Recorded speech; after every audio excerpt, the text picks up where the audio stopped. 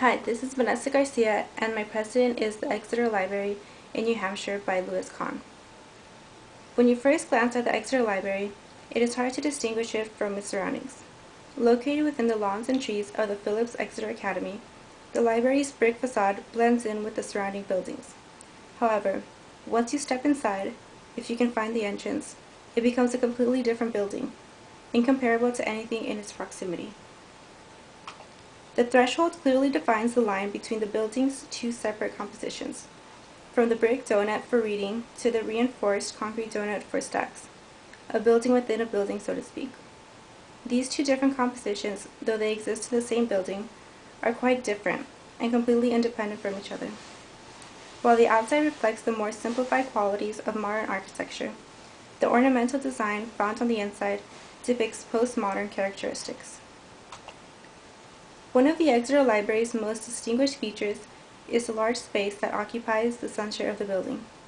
Inspired by the center-courted libraries of the 17th century, Kahn wanted a top-lighted, empty space to provide a central, generalized light in contrast with the specific lights of the peripheral windows, with the books visible all around. The light coming from the center provides general illumination for the library, particularly for the large space. The two-story windows on the side of the library, however, contrast with the central light and serve mainly to illuminate the reading areas found along the sides of the buildings.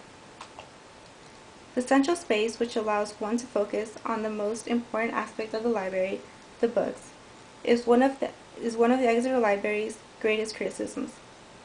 Critics see this as empty and wasted space, yet they fail to realize the sense of community that it actually creates. Within this space, people have gathered for concerts, dramas, readings, or simply to take a glance at the book stacks above. Kahn used the center as an opportunity to contrast space and mass within the building. Despite criticism, this space is what has made this building monumental and continues to attract visitors, making it one of the most important architectural accomplishments in the last decades. Throughout the design of the Exeter Library, Kahn stays true to his parti of hierarchy of served and servant spaces.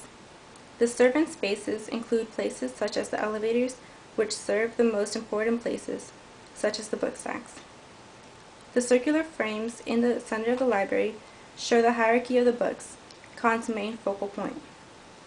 Kahn also focuses on the method of subtraction, mainly on the exterior with the subtraction of the building's corners.